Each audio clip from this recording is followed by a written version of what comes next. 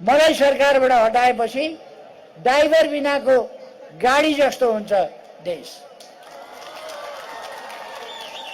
म सरकारमा आउने बित्तिकै फेरि देश कुद्छ। मैले सरकार छोडेपछि फेरि देश जहाँको त्यहीँ बस्छ।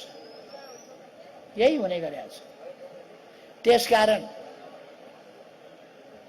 म सुन्छु प्रधानमन्त्रीका क्यान्डिडेट भन्ने कतिपय मान्छेले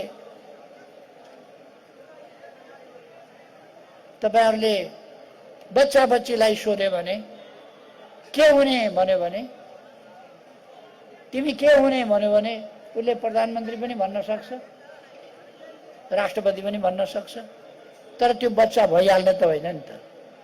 उसले आफूलाई घोषणा गरिदिन्छ। यस्तै मान्छेहरूलाई लाग्यो ख्याल जस्तो लाग्यो मान्छेहरूलाई।